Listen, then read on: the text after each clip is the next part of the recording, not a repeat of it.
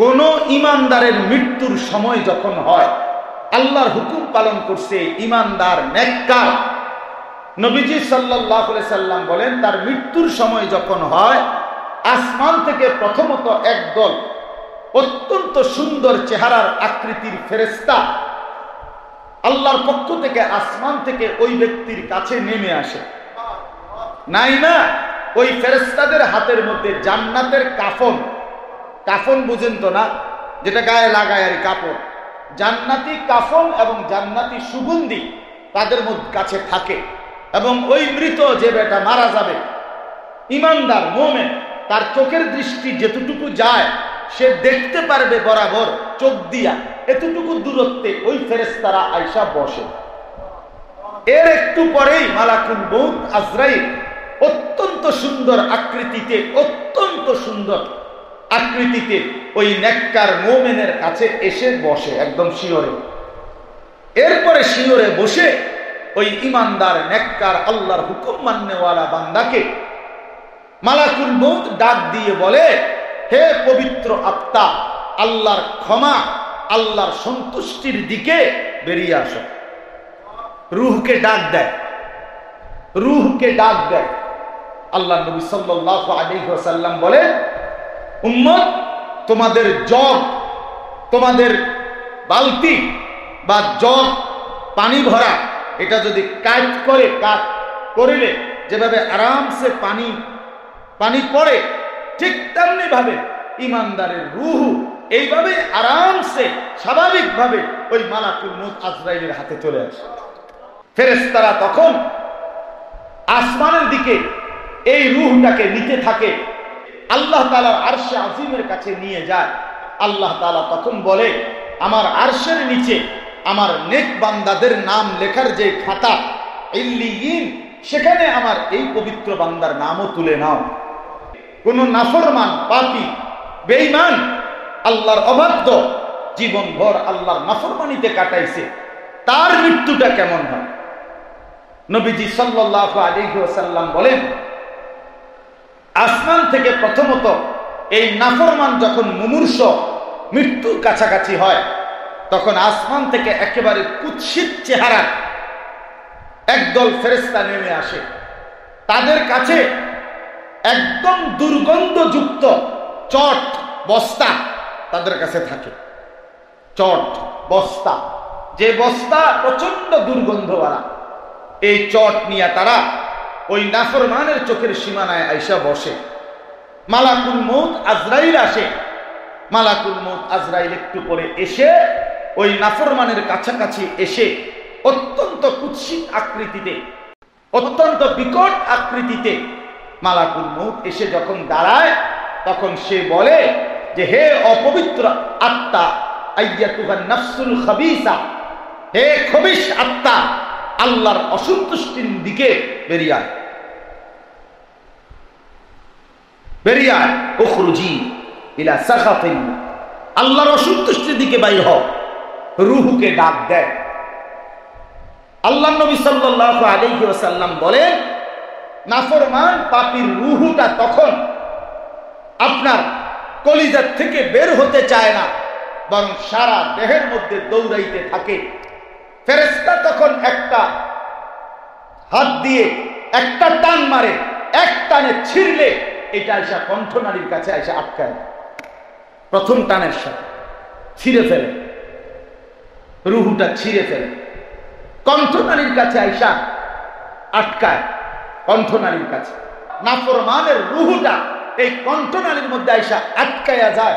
আর মালাকুল মউত আইসা তখন এই হাত দিয়ে এই আপনার কাবাবের শিকের গোশত যেভাবে টাইনা টাইনা খোলে, অথবা ওই যে বললাম এই কাগজ, এটা পলিথিন, এটা যেভাবে ছিঁড়ে, এইভাবে রূহটা ছিঁড়া টাইনা হেসরাইয়া তারপরে বের করে।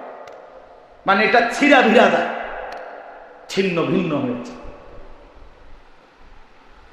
এরপরে ওই ফেরেশতারা আয়েশা ওই দুর্গন্ধযুক্ত চটের মধ্যে এইটাকে মোড়াইয়া নেয়, আসমানের দিকে উঠতে থাকে। কিন্তু প্রথম আসমানের কাছে যাওয়ার পরে লা তুফাত্তাহু লাহুম আবওয়াবুস সামা, আল্লাহ তাআলা বলেন নাফরমানের জন্য আসমানের দরজা খোলা হয় না। আসমানের দরজা খোলা হয় না।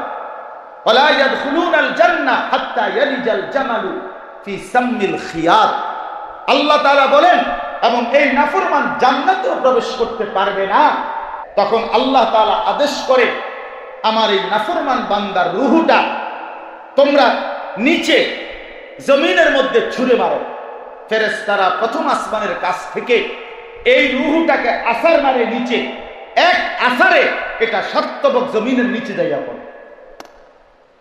এই রূহ, হ্যাঁ, আল্লাহ তাআলা তখন বলে, শতবক জমিনের নিচে যে নিকৃষ্ট বান্দাদের খাতা ফাইল সিজ্জিন, ওইটার মধ্যে নাফরমানের নাম লেখা।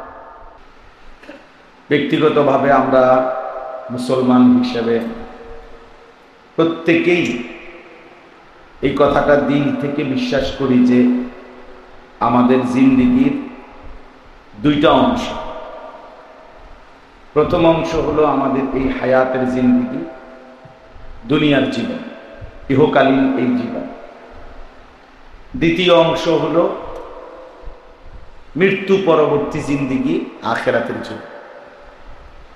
এই দুইটা একসাথে যে বোঝে সেই বুদ্ধিমান, যে দুনিয়াও আমার, আখিরাতও আমার। আর দুইটারে মিলায় নেওয়া, দুইটাকে একসাথে গ্রহণ করে নেওয়া, সেই বুদ্ধি।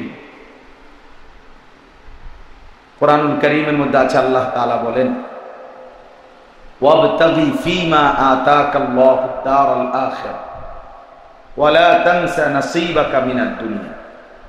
আল্লাহ তাআলা বলেন, বান্দা, আমি তোমাকে যা কিছু দিলাম তার দ্বারা প্রথমত তুমি আখিরাতের ঘর জান্নাত তালাশ করো।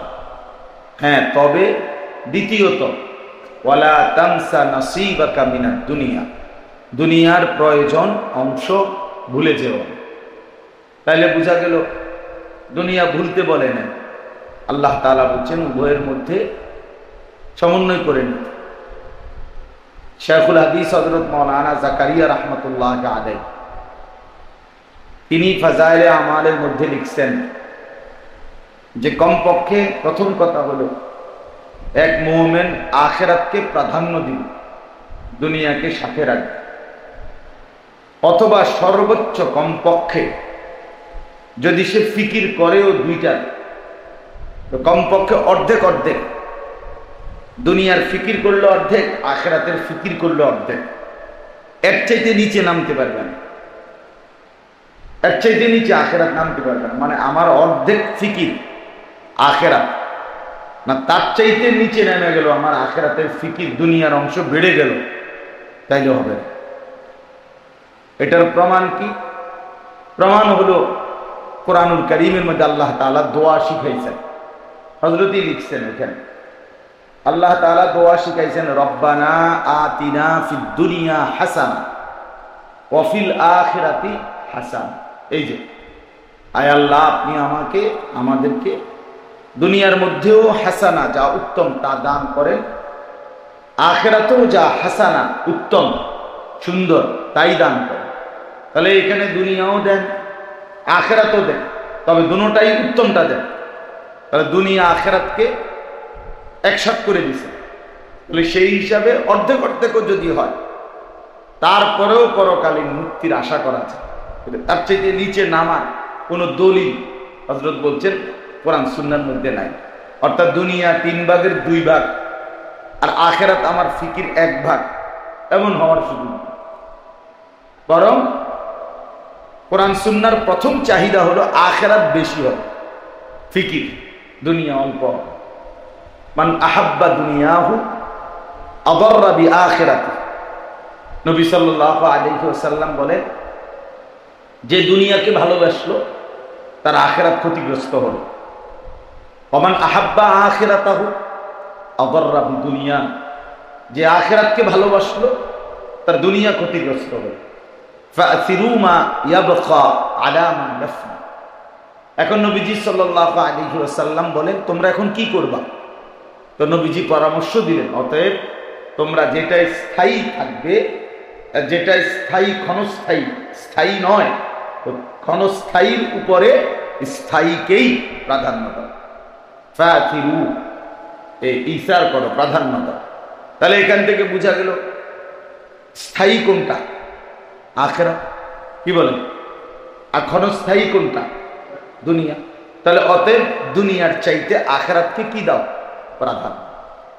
তাহলে আমার বলার উদ্দেশ্য হলো প্রথমে এই কথাটা, যে এই দুইটাকে একসাথে মনে রাখা, দুইটাকে একসাথে খেয়াল রাখা, এটা মুমিনের জিন্দেগি, এটা ইমানদারের জিন্দেগি।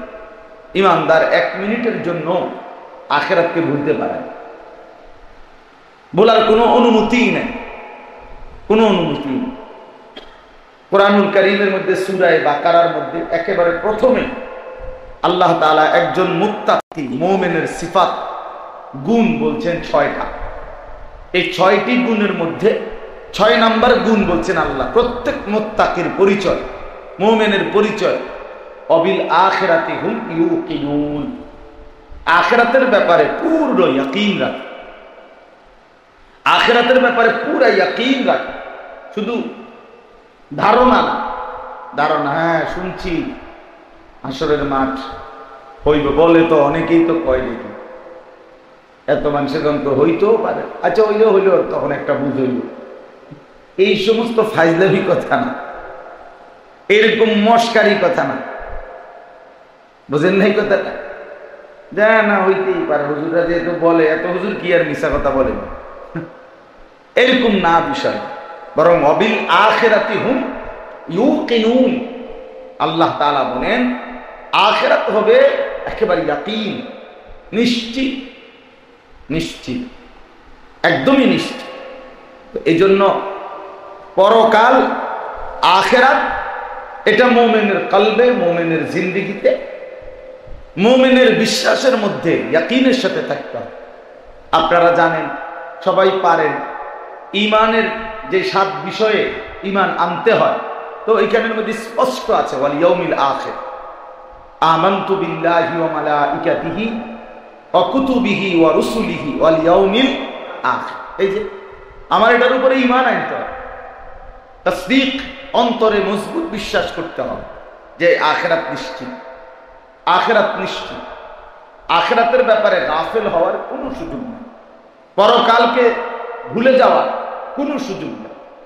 কোরআনুল কারীমের মধ্যে আছে, আল্লাহ তাআলা বলেন ইয়ালামুনা যাহিরাম মিনাল হায়াতিদ দুনিয়া ওয়া হুম আনিল আখিরাতি হুম গাফিলুন। আল্লাহ তাআলা বলেন লোকেরা দুনিয়ার বাহ্যিক দিক খুব ভালো বুঝলো, অথচ আখিরাতের ব্যাপারে একদমই গাফিল হয়ে রইল। তাহলে আল্লাহ তাআলা এটা নিন্দা করছে, অপছন্দ করছে, যে মানুষ দুনিয়া তো খুব বুঝলো কিন্তু আখিরাতের ব্যাপারে গাফিল হয়ে রইল, এটা আল্লাহ তাআলা প্রশংসা করে নাই, বরং কি করছেন? নিন্দা করছেন, যে না, এটা বান্দা উচিত হলো না, উচিত হলো না। এজন্য আখিরাতের জীবন, পরকালীন জীবন, মৃত্যু পরবর্তী জীবন, এটা মুমিনের জিন্দেগির অংশ। এটাকে সামনে রাখা, এটাকে কলিজার মধ্যে রাখা, এটাকে জিন্দেগির সমস্ত কাজের মধ্যে সামনে রেখে এক ইমানদার মুমিন যদি জীবন সাজায়, তাহলে তার সবকিছু সুন্দর হয়, সবকিছু সুন্দর হয়। আমরা তাফসীরের মধ্যে বারবার পড়ছি, এই পৃথিবীতে মানুষকে যাবতীয় অন্যায়, অপরাধ, অশ্লীলতা, বেহায়াপনা, সমস্ত অপরাধ প্রবণতা থেকে বাঁচাবার জন্য একমাত্র কার্যকর মাধ্যম হলো আখিরাতের ভয়, পরকালীন আল্লাহর সামনে জবাবদিহিতার অনুভূতি। এইটা যার কলিজার ভিতরে যতটা মজবুত, গুনাহ, নাফরমানি, অন্যায়, অসঙ্গতি এর থেকে বিরত থাকার মানসিকতা তার তত বেশি। ওই এমনি পুলিশের ভয়, র্যাবের ভয়, বিজিবির ভয়, আইন প্রশাসনের ভয়, এগুলো তেমন উল্লেখযোগ্য আসর করে না, কারণ প্রত্যেক মানুষ এর মধ্যে আবার ফাঁক ফোকর খুঁজে নেয়, এর মধ্যে আবার বিভিন্ন নয়সয় বাহির করে নেয়। এই জন্য আপনার এইটা নিয়ে তেমন কোনো কাঙ্ক্ষিত পরিবর্তন হয় না, হয় না।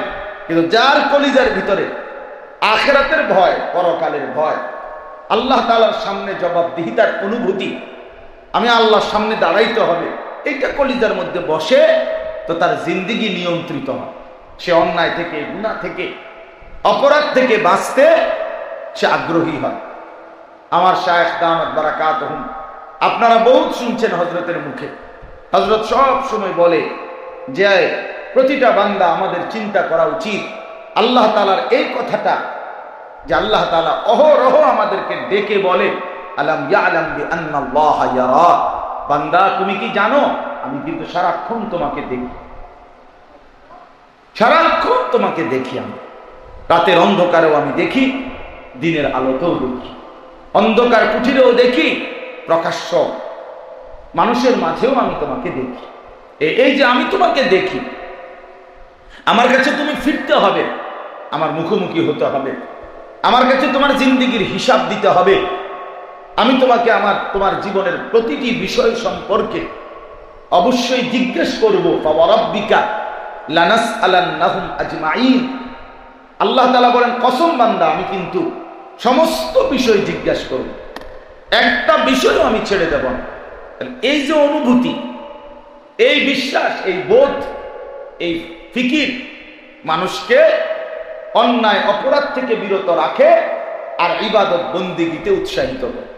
এজন্য আখিরাতের ভয়, আখিরাতের আলোচনা, পরকালের আলোচনা, মৃত্যুর আলোচনা, কবরের আলোচনা, হাসরের ময়দানের আলোচনা, জান্নাত জাহান্নামের আলোচনা, মিজান হিসাব কিতাবের আলোচনা, ফুলসিরাতের আলোচনা, এটা মানুষের মধ্যে প্রভাব ফেলে বেশি।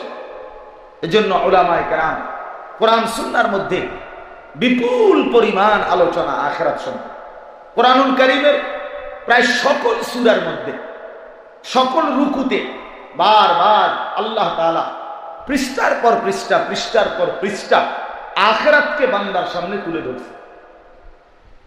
মক্কার 13টি বছর রাসূলুল্লাহ সাল্লাল্লাহু আলাইহি সাল্লামের হাতে যে সাহাবীরা কালেমা পড়ছেন, শরীয়তের বিধানাবলী এগুলো সব হিজরতের সামান্য আগ থেকে নিয়ে মদিনায় যাওয়ার পরে কার্যকরভাবে শুরু হয়েছে।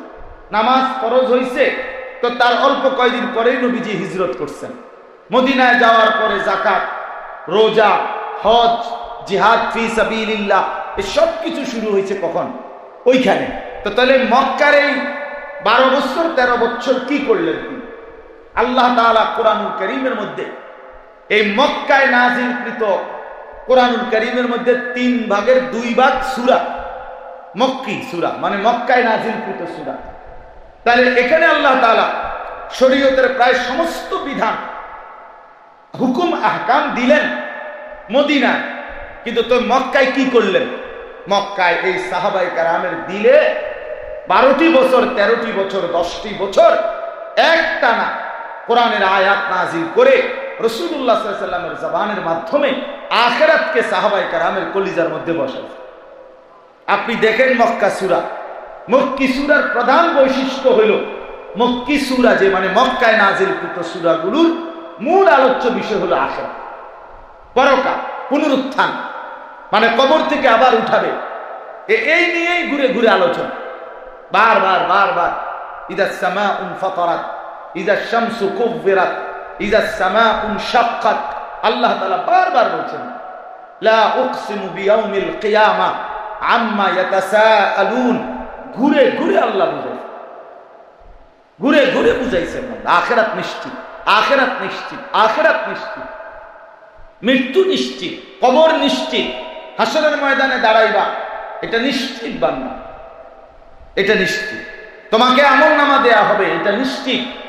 তোমার জিন্দেগীর এই আমলনামা তোমার হাতে নিয়ে আল্লাহ তাআলার মুখোমুখি হইতে হবে, মিজানের পাল্লায় ওজনের জন্য দিতে হবে, ফুলসিরাত পার হইতে হবে, চির গন্তব্য জান্নাত কিংবা জাহান্নাম পৌঁছতে হবে। এই কথাগুলোই বারবার বারবার বারবার আল্লাহ তাআলা মক্কার সূরাগুলোর মধ্যে আল্লাহ তাআলা নাযিল করেছেন। সাহাবায়ে কেরামের কলিজার মধ্যে এইভাবে আখিরাত বসাইছেন।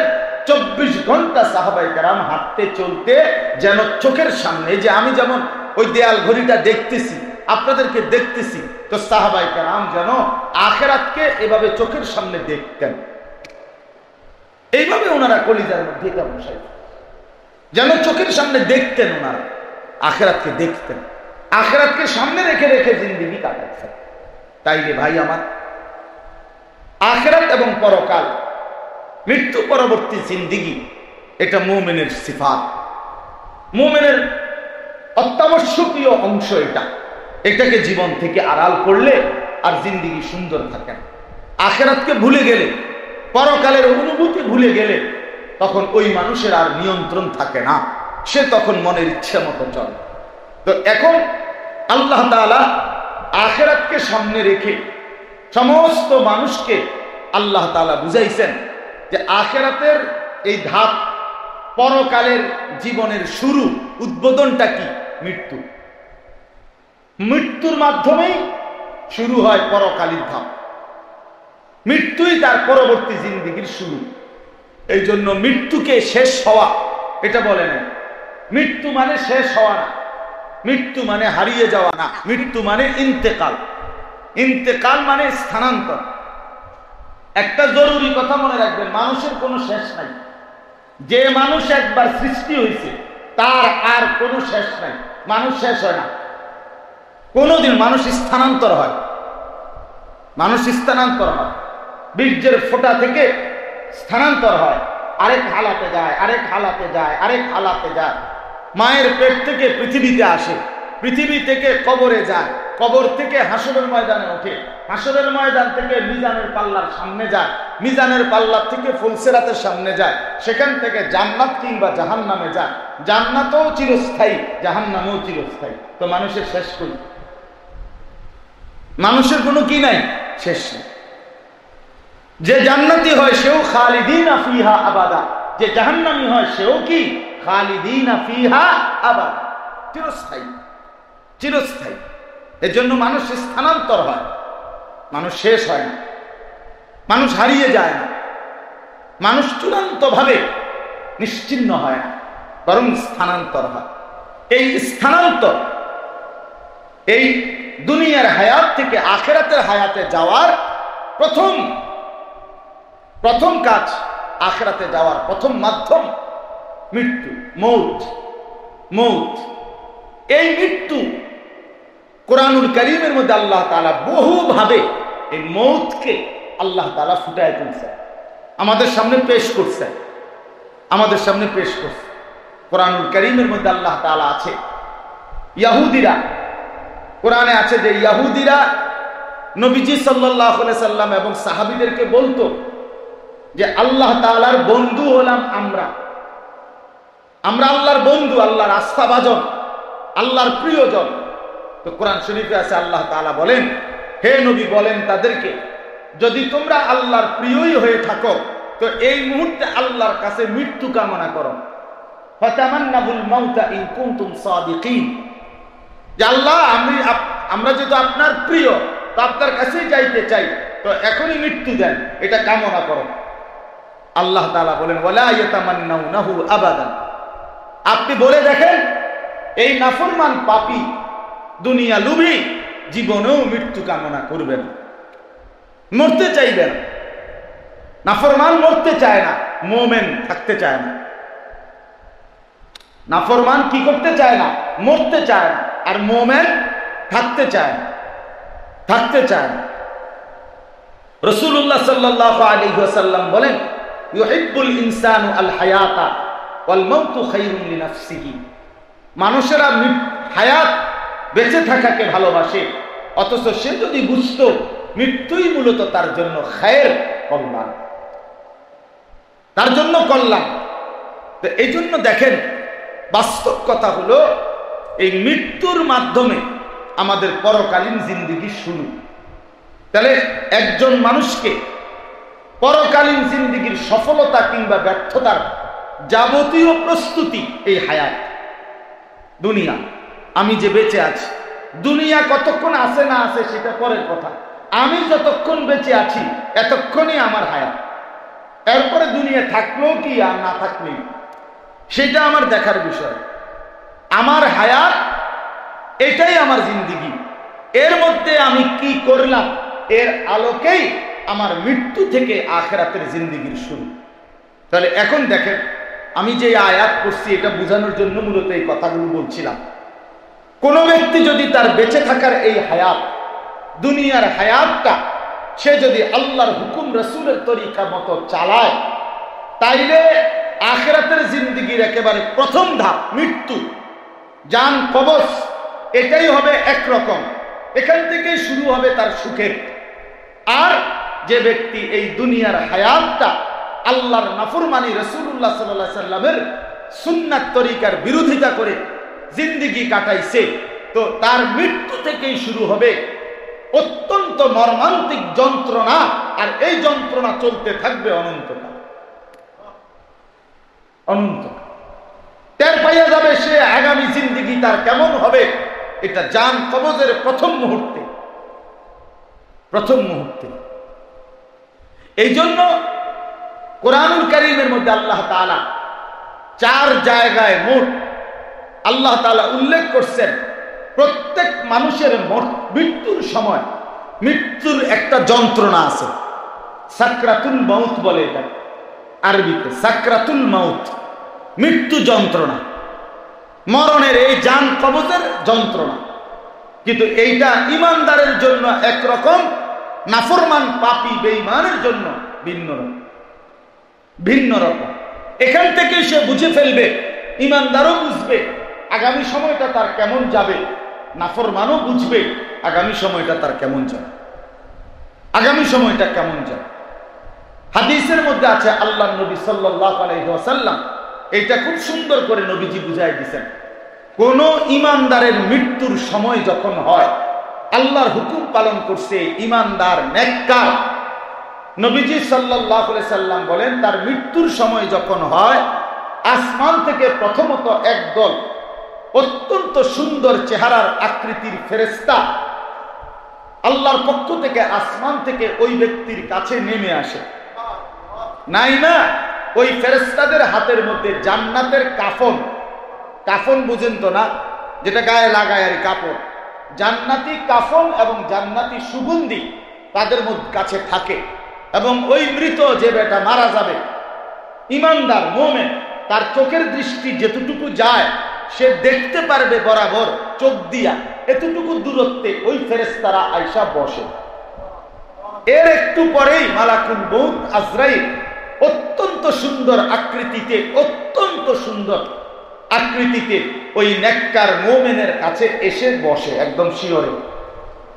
এরপরে শিয়রে বসে ওই ইমানদার নেককার আল্লাহর হুকুম মাননেওয়ালা বান্দাকে মালাকুল মউত ডাক দিয়ে বলে, হে পবিত্র আত্মা, আল্লাহর ক্ষমা, আল্লাহর সন্তুষ্টির দিকে বেরিয়ে আসো। রূহকে ডাক দেয়। আল্লাহ নবী সাল্লাল্লাহু আলাইহি ওয়াসাল্লাম বলে, উম্মত, তোমাদের জগ, তোমাদের বালতি বা জগ পানি ভরা, এটা যদি কাট করিলে যেভাবে আরামসে পানি পড়ে, ঠিক তেমনি ভাবে ইমানদারের রূহ এইভাবে আরামসে স্বাভাবিকভাবে ওই মালাকুল মউত আজরাইলের হাতে চলে আসে। সাথে সাথে ওই ফেরেশতারা আজরাইলের হাত থেকে এই রূহটাকে নিয়ে ওই জান্নাতি কাফন দিয়া মোড়াইয়া সুগন্ধি দিয়া মাইখা দেয়। ফেরেশতারা তখন আসমানের দিকে এই রূহটাকে নিতে থাকে। আর 7 আসমান পর্যন্ত সমস্ত ফেরেশতারা, যেই ফেরেশতা যেই এরিয়াতে আছে, ওনারা জিজ্ঞেস করে এদেরকে যে এই পবিত্র রূহটি কার। তখন ফেরেশতারা তার সবচেয়ে সুন্দর নাম, যেটা তাকে মানুষ সুন্দর নামে চিনত, এই নামটা তার উচ্চারণ করে করে পরিচয় দিতে দিতে আল্লাহ তাআলার আরশে আজিমের কাছে নিয়ে যায়। আল্লাহ তাআলা তখন বলে, আমার আরশের নিচে আমার নেক বান্দাদের নাম লেখার যে খাতা ইল্লিয়িন, সেখানে আমার এই পবিত্র বান্দার নামও তুলে নাও। লিখে দেয়। এরপরে আল্লাহ তাআলা বলেন, এইবার তাকে আবার রূহটা পুনরায় তার ওই মাটির দেহে ফেরত দাও, কারণ আমি আমার বান্দাকে আবার ওই মাটি থেকেই পুনরায় হাসরের ময়দানে তুলব।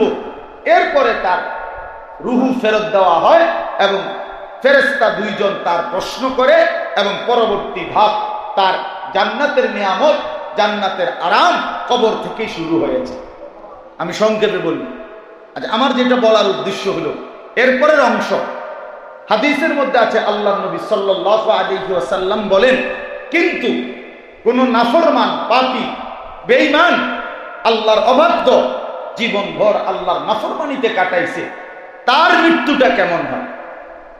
নবীজি সাল্লাল্লাহু আলাইহি ওয়াসাল্লাম বলেন, আসমান থেকে প্রথমত এই নাফরমান যখন মুমূর্ষ মৃত্যুর কাছাকাছি হয়, তখন আসমান থেকে একেবারে কুৎসিত চেহারা একদল ফেরেশতা নেমে আসে।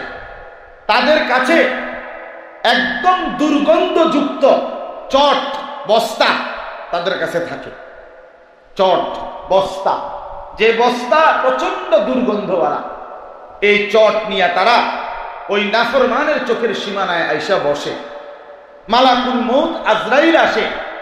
মালাকুল মউত আজরাইল একটু পরে এসে ওই নাফরমানের কাছাকাছি এসে অত্যন্ত কুৎসিত আকৃতিতে, অত্যন্ত বিকট আকৃতিতে মালাকুল মউত এসে যখন দাঁড়ায়, তখন সে বলে যে, হে অপবিত্র আত্মা, আইয়াতুহান নাফসুল খাবিসা, হে খবিশ আত্মা, আল্লাহর অসন্তুষ্টির দিকে বেরিয়ে আয়, বেরিয়ে আয়, উখরুজি ইলা সাখাতিন, আল্লাহর অসন্তুষ্টির দিকে বাইর হও।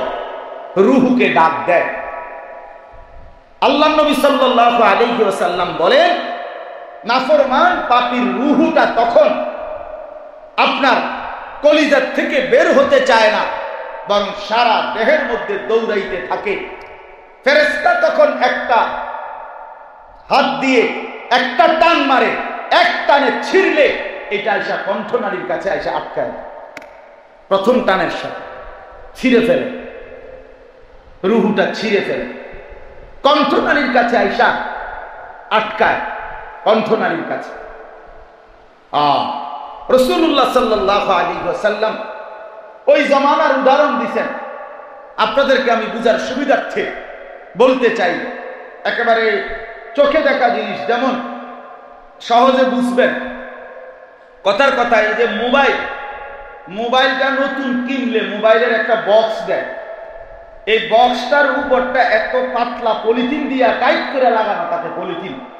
এই পলিথিনটা এমনি আরামসে, এটা যেরকম আমি খুললাম পলিথিন, এটা কোনো এমনি খোলা যায় না, এটারে টাইনা টাইনা কি করতে হয়, সিরা খুলতে হয়। বুঝেন নাই কথাটা? এটা এত শক্ত হয়ে লাগিয়ে থাকে পলিথিন যে এইটা এমনি টান দিয়ে স্বাভাবিক খুলে না, এটা সিরা সিরা কি করতে হয়, খুলতে হয়। তো আল্লাহর নবী সাল্লাল্লাহু আলাইহি সাল্লাম বলেন, কাবাবের শিকের মধ্যে উদাহরণ দিছে, আমাদের যে শিক কাবাব বানায় গোশত, এই কাবাবের শিকের মধ্যে আপনার গোশত যখন বানায়, কাবাব বানায়, তখন এই কাবাবের গোশত আপনার খোলার পরেও শিকের মধ্যে ছোট্ট ছোট্ট গোশতের টুকরা লাগিয়া থাকে। এগুলা হয় হাত দিয়া অথবা ভিজা আপনার কাপড় দিয়া টাইনা টাইনা কি করতে হয়, বের করতে হয়, সিরা সিরা বাহির করতে হয়, কারণ এগুলো ছোট্ট ছোট্ট টুকরা। আল্লাহর নবী সাল্লাল্লাহু আলাইহি সাল্লাম বলেন, উম্মত, নাফরমানের রূহটা এই কণ্ঠনালীর মধ্যে আইসা আটকায়া যায়, আর মালাকুল মউত আইসা তখন এই হাত দিয়ে এই আপনার কাবাবের শিকের গোশত যেভাবে টাইনা টাইনা খোলে, অথবা ওই যে বললাম যে কাগজ, এটা পলিথিন, এটা যেভাবে ছিঁড়ে, এইভাবে রুহুটা ছিঁড়া টাইনা হেসরাইয়া তারপরে বের করে, মানে এটা ছিঁড়া ভিড়া যায়, ছিন্ন ভিন্ন হয়েছে। এরপরে ওই ফেরেশতারা আয়েশা ওই দুর্গন্ধযুক্ত চটের মধ্যে এইটাকে মোড়াইয়া নেয়, আসমানের দিকে উঠতে থাকে। কিন্তু প্রথম আসমানের কাছে যাওয়ার পরে লা তুফাত্তাহু লাহুম আবওয়াবুস সামা, আল্লাহ তাআলা বলেন, নাফরমানের জন্য আসমানের দরজা খোলা হয় না, আসমানের দরজা খোলা হয় না। ওয়ালা ইয়াদখুলুনাল জান্নাহ হাত্তা ইয়ালিজাল জামালু ফি সাম্মিল খিয়াত, আল্লাহ তাআলা বলেন, এবং এই নাফরমান জান্নাতেও প্রবেশ করতে পারবে না, পারবে সেদিন যেদিন আপনার সুইয়ের ছিদ্রের মধ্যে উট ঢুকতে পারে। অর্থাৎ সুই আছে না, সুইয়ের যে ছিদ্র যেটা দিয়ে সুতা ঢুকায়, এই ছিদ্রটা, এটা দিয়ে একটা উট এটা দিয়ে বের করা সম্ভব? কথা বলেন না কেন? সম্ভব না। আল্লাহ তাআলা বলেন, তোমাদেরকে উদাহরণ দিয়ে বুঝাইলাম বান্দা, সুইয়ের ছিদ্র দিয়া যেরকম উট বের করা অসম্ভব, এই নাফরমান জান্নাতে যাওয়া এরকম অসম্ভব, এরকম অসম্ভব। আল্লাহ তাআলার ফেরেশতারা তখন আসমানের দিকে এই রূহকে উঠতে দেয় না। তখন আল্লাহ তাআলা আদেশ করে, আমার এই নাফরমান বান্দার রূহটা তোমরা নিচে জমিনের মধ্যে ছুঁড়ে মারো। ফেরেশতারা প্রথম আসমানের কাছ থেকে এই রূহটাকে আছাড় মারে নিচে, এক আছাড়ে এটা শতবক জমিনের নিচে যাইয়া পড়ে এই রূহ।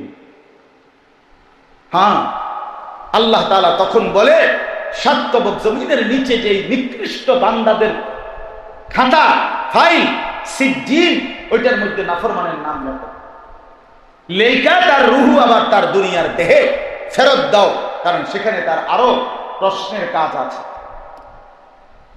আমার বলার উদ্দেশ্য হলো, এবার আসেন এই কথাটাই আমি বলতে চাচ্ছি।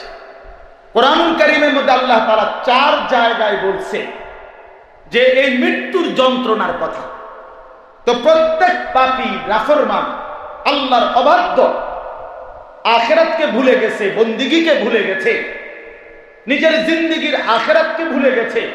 আল্লাহ তাআলা বলছেন, বান্দা বিশ্বাস করো, এই মানুষটা মৃত্যুর মুখে যখন তার জান কবজের সময় এই কষ্ট এবং ভীষণ যন্ত্রণা ভোগ করবে, তখনই সে বুঝে ফেলবে আগামী সময়টা তার কেমন যাবে, আগামী সামনের ধাপগুলো তার কি হবে, তার কবরে কি হবে, তার হাসরে কি হবে, তার ফুলসিরাতে কি হবে, তার জাহান্নামে কি হবে, সে বুঝে ফেলবে। তো আল্লাহ তাআলা কোরআনের 4 জায়গায় বলছেন। 1 নাম্বার, ওয়াজাআত সাকরাতুল মাউত বিল হক। আল্লাহ তাআলা বলেন, বান্দা বিশ্বাস রেখো, সত্যি সত্যি মৃত্যুর যন্ত্রণা আসবে, মৃত্যুর যন্ত্রণা হবে। কোন ঈমানদারের জন্য মৃত্যুর যন্ত্রণাটা উপলব্ধি হবে না তার, কিন্তু কোন নাফরমান, কোন পাপী, তার মৃত্যুর যন্ত্রণা হবে বড় বেশি ভয়ানক, বড় বেশি ভয়ানক, খুব বেশি ভয়ানক। আচ্ছা, এই হলো 1 আয়াত। 2 নাম্বার, কোরআনুল কারীমের মধ্যে আছে সূরা আনআমের মধ্যে, আমি আপনাকে শুনাই।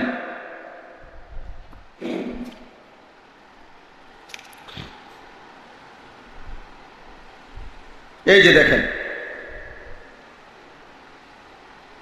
আল্লাহ তাআলা বলতেছেন, ওয়ালাউ তারা ইযিয যালিমুনা ফি গামারাতিল মাউত। হায় বন্ধু, আপনারা যদি দেখাইতাম যে জালেম নাফরমান পাপী ফি গামারাতিল মাউত, মৃত্যুর যন্ত্রণার সময় কি ভীষণ আচরণ করবে, আপনারা যদি দেখাইতাম। আমরা কিতাবে পড়ছি, আমার গাড়িতেও কিতাবটার বাংলাটা আছে। এমন সুন্দর কিতাব হাজী সাহেবের কাছে নাই, নতুন কিনছি, মৃত্যুর ওপারে। এটা এত সুন্দর কিতাব, ইমাম কুরতুবী রাহমাতুল্লাহর কিতাব। এই কিতাবের মধ্যে আছে, ইমাম কুরতুবী রাহমাতুল্লাহ আলাইহি বলছেন, আত-তাযকিরা কিতাবে মৃত্যুর আলোচনা, আখিরাতের আলোচনা। ইব্রাহিম আলাইহিস সালাম একবার মালাকুল মউত আজরাইলকে জিজ্ঞেস করছিল, হে আজরাইল, কোন নাফরমান পাপীর জান কবজের সময় তুমি যে আইসা তার সামনে দাঁড়াও, বসো, তখন তোমার চেহারাটা কেমন হয়, আকৃতিটা আমার ওইটা একটু দেখাও। মালাকুল মউত আজরাইল বললেন, হে নবী ইব্রাহিম, আল্লাহর কসম, আপনি ওই দৃশ্য দেখলে সহ্য করতে পারবেন না, আপনি এটা দেখতে চাইেন না। ইব্রাহিম আলাইহিস সালাম বললেন, না, আমারই যা হোক দেখাও তুমি। মালাকুল মউত আজরাইল ওই কুৎসিত চেহারা, নাফরমানের রূহ যে সময় কবজ করে ছিঁড়া ভিড়া বাহির করে, এই দৃশ্যটা মালাকুল মউত ইব্রাহিম আলাইহিস সালামকে এক নজর দেখাইলেন। ওই কিতাবের মধ্যে আছে, ইব্রাহিম আলাইহিস সালাম তখন চিৎকার করে বেহুশ হয়ে গেছে। বেহুশ হইয়া লম্বা সময় পরে যখন হুঁশ আসছে, তিনি আল্লাহ তাআলার কাছে বলছেন, আয় আল্লাহ, আপনার জাতের কসম, কোন নাফরমান পাপী তার সারা জিন্দেগীর নাফরমানির বিনিময়ে কবরের আযাব, জাহান্নামের আযাব, হাসরের ময়দানের আযাব কিচ্ছু লাগবে না, শুধু আজরাইলের এই ভয়ঙ্কর দৃশ্য দেখলেই তার সারা জিন্দেগীর নাফরমানির শাস্তির জন্য যথেষ্ট হয়ে, সামনের গুলো আর লাগবে না, সামনের গুলো আর লাগবে না। যখন কলিজা ছিঁড়া ফেলবে, রুহু ছিঁড়া ফেলবে। এই দৃশ্য আল্লাহ তাআলা বলেন, ওয়ালাউ তারা ইযিয যালিমুনা ফি গামারাতিল মাউত। বন্ধু, আপনি যদি দেখতেন, আপনারে যদি দেখাইতাম, তো আপনি বুঝতেন জালেম নাফরমান মৃত্যুর যন্ত্রণার সময় কি পরিমাণ কষ্ট ছটফট করে। ওয়াল মালাইকাতু বাসিতু আইদিহিম, এবং ফেরেশতারা তখন, ওই যে ফেরেশতারা আসছে তারে নিত, এই ফেরেশতারা তাদের হাত প্রসারিত করে, হাত বাড়িয়ে দেয় আর বলে, আখরিজু আনফুসাকুম, এই নাফরমান রুহুটা দিয়ে দে, বের হ, আখরিজু, বের কর তোর রুহু। এরপরে ফেরেশতারা বলে, আল ইয়াউমা তুজজাউনা আযাবাল হুন, আজকে তোকে অত্যন্ত মর্মান্তিক শাস্তি দেয়া হবে, তুই এখন দেখবি জান কবজ কি পরিমাণ কষ্ট, মৃত্যু যন্ত্রণা কতটা ভয়ানক এখন টের পাই, এখন টের। অর্থাৎ স্বাভাবিকভাবে বের হতে দিবেন। আমি বহুবার বলছি, কোরআনে আছে, কোন নাফরমান পাপীকে হাসরের ময়দানে ফেরেশতারা স্বাভাবিকভাবে হাঁটতে দিবে না, স্বাভাবিকভাবে হাঁটতে দিবেন না। এক জায়গা থেকে আরেক জায়গায় নিবে, এটাও লাথি দিতে দিতে, ধাক্কা দিতে দিতে নিবে, একদম ফুটবলের মতো লাথি দিতে দিতে, যা নাফরমান স্বাভাবিক হাঁটতে পারবেন। ইয়াসলাহা মাদমুমান মাদউরা, আল্লাহ বলছে জাহান্নামীকে, নাফরমানকে হাসরের ময়দানে প্রথমত বেইজ্জতি করা হবে, এরপরে ধাক্কা দিতে দিতে জাহান্নামে নেওয়া হবে। স্বাভাবিক স্বাভাবিক হাইটা যাইতে পারবেন। তো আল্লাহ তাআলা বলেন, ফেরেশতারা বলবে, আজকে তোকে দেখাবো মজা, যে জান কবজ তোর কি পরিমাণ কষ্ট, কতটা মর্মান্তিক কষ্ট। এই হলো দ্বিতীয় আয়াত। 3 নম্বর হলো সূরা ওয়াকিয়ার মধ্যে আছে, আল্লাহ তাআলা বলেন, ফালাউলা ইযা বালাগাতিল হুলকুম ওয়া আনতুম হিনা ইযিন তানজুরুন ওয়া নাহনু আকরাবু ইলাইহি মিনকুম ওয়ালাকিন লা তুবসিরুন। আল্লাহ তাআলা বলেন, এ তোমরা যারা আখিরাতকে মানো না, পরকালকে বুঝতে চাও না, মৃত্যু পরবর্তী জিন্দেগিকে বিশ্বাস হতে চায় না, তো আমি আল্লাহ তাআলা তোমাদেরকে চ্যালেঞ্জ করলাম, কোন নাফরমান তোমার আত্মীয় স্বজন পরিচিত জন যে দুনিয়ার মধ্যে নাফরমানি আল্লাহর অবাধ্যতা করে কাটাইছে, কারণ সে মনে করছে আখিরাত নাই, পরকাল নাই, তো তার যখন মালাকুল মউত আজরাইল রুহুটা টান দিয়া কণ্ঠনালীর কাছে, হুলকুম মানে কণ্ঠনালী, কণ্ঠনালীর কাছে যখন নিয়ে আসে, তখন তো তোমরা তাকাইয়া দেখতেছো যে সে মরে যাচ্ছে, আমি আল্লাহও তখন থাকি সেখানে, তোমরাও তো আছো, তো তোমাদের ক্ষমতা থাকলে তারজিউনাহা ইন কুনতুম সাদিকিন, তোমাদের কথা যদি সত্য হয়, তাহলে এই নাফরমানের রূহ তার দেহে ফিরায় দাও, ফিরায় দাও, আজরাইলের হাত থেকে তারে বাঁচায় দাও, তারে মৃত্যু থেকে ঠেকায় দাও। কই পারছনি কোনদিন? কথা বলেন না কেন? পারছি কোনদিন? কোন আত্মীয়, কোন স্বজন, কোন ডাক্তার, কোন কবিরাজ, কোন ওজা, কোন বৈদ্য পারছি কোনদিন? তো কেন বড়াই করছে? কেউ তো তার কোনো আপনজনকে কোনদিন হাজার কোটি টাকার মালিক হোক, রাজপ্রাসাদের মালিক হোক, আর অট্টালিকার মালিক হোক, সে তো তার স্বজনকে মৃত্যুর সময় ফিরাইয়া ধরতে পারে না, তাইলে কেন বড়াই করছে? এই হলো 3 জায়গা। আল্লাহ তাআলা বলছেন যে নাফরমানের মৃত্যুর যন্ত্রণা অত্যন্ত ভয়ানক হবে, আর কেউ চাইলেই সেটা তাকে তখন আর ফেরত নিতে পারবে না। এবার আসেন, এই 4th নাম্বার হলো আমি যে আয়াত পড়ছি সূরা কিয়ামার আয়াত 29 নম্বর পারা 75 নম্বর সূরা। আল্লাহ তাআলা বলেন, কাল্লা ইদা বালাগাতিত তারাকি, হায় বান্দা শোনো, কখনোই হবে না, তোমরা কখনোই নিজেকে বাঁচাতে পারবে না। ইজা বালাগাতিত তারাকি, নাফরমান পাপীর রুহু যখন কণ্ঠনালী, একই অর্থ, কণ্ঠনালীর কাছে আসবে, তখন সে মৃত্যুর যন্ত্রণায় ছটফট করবে। অকিলা মান রাক, তার আশেপাশের লোকেরা বলবে, তারে ঝাড় দাও, তারে ফুঁক দাও, তার জন্য ওজা আনো, ডাক্তার আনো, কবিরাজ আনো, বৈদ্য আনো, যা পাও আনো, অ্যাম্বুলেন্স আনো, হসপিটালে পাঠাও, আল্লাহ বলে না, অগান্না আন্নাহুল ফিরাক, নাফরমান ঠিকই বুঝে ফেলছে আজকে তাকে দুনিয়ায় থাকতে দেওয়া হবে। তোমরা না চিল্লাচিল্লি করতেছো ডাক্তার ডুক্তার নিয়া, সে তো বুঝে ফেলছে আজ আর তাকে থাকতে দেওয়া হবে।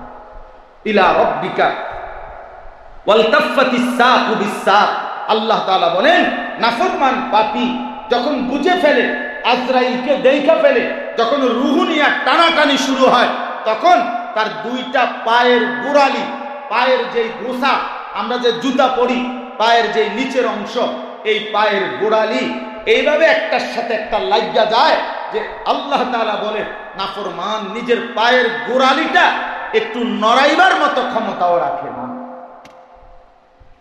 ইলা রাব্বিকা ইয়াউমাইদিনিল মাসাক, এই অবস্থাতেই তাকে আল্লাহ তাআলার কাছে ফেরত নেওয়া হবে।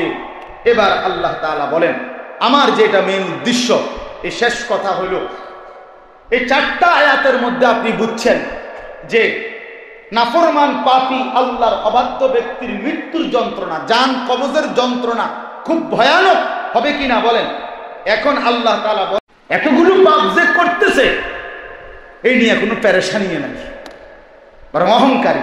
আল্লাহ বলেন এই শেষ কথা, আউলা লাকা ফাআউলা সুম্মা আউলা লাকা ফাআউলা, অতএব হে নাফরমান শুনে নাও, তোমার দুর্ভোগ তো মাত্র শুরু হলো।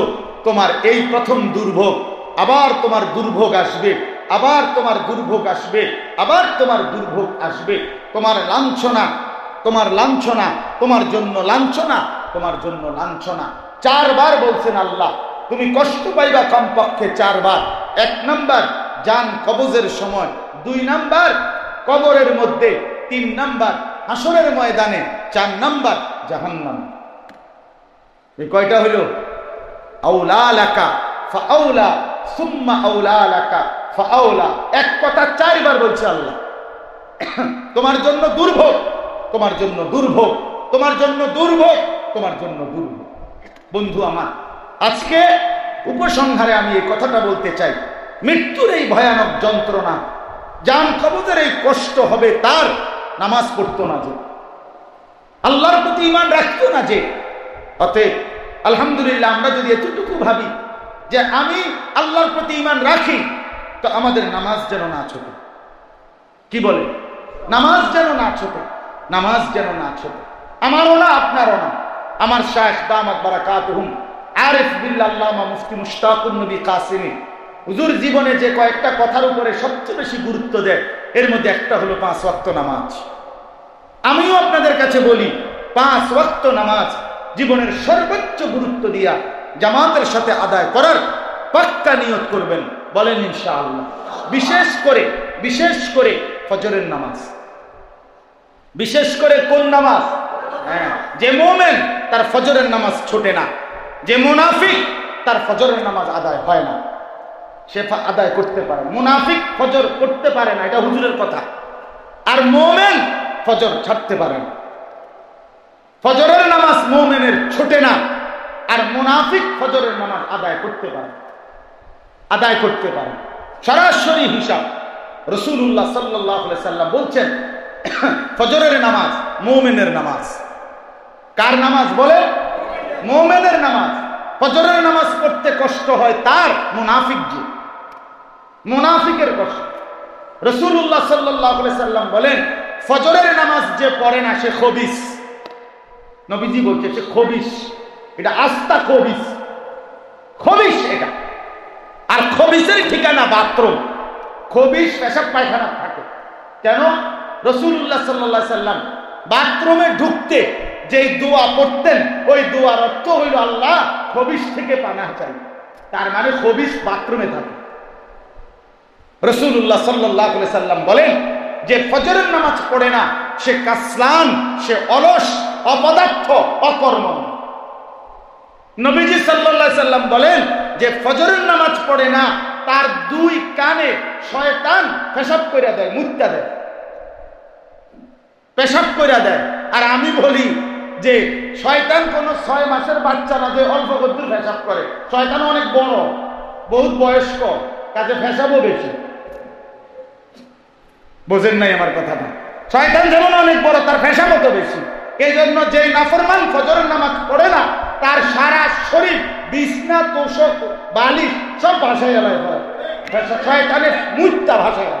এই জন্য প্রত্যেক ফজরের নামাজ যে আদায় করে না, তারে ঘুম থেকে উঠা তার লেপ তোষক খাতা বালিশ সহ তারেও গোসল করাইয়া টাঙ্গাইয়া ধোয়া দরকার, যে যাতে করে পেশাবের গন্ধ যায়। এই জন্য দয়া করে ফজরের নামাজ ইনশাআল্লাহ নিজের ঘর পরিবার স্ত্রী সন্তান নিয়ে আদায় করবেন। আল্লাহ নবী সাল্লাল্লাহু আলাইহি সাল্লাম বলছেন, ফজরের নামাজে সারা রাত্রের ফেরেশতা, সারা দিনের ফেরেশতা, আল্লাহর জমিনে যারা কোটি কোটি ফেরেশতা ডিউটি করে, ইমানদার মুমিনদের সাথে ফজরের নামাজে কোটি কোটি ফেরেশতা জামাতের মধ্যে অংশগ্রহণ করে।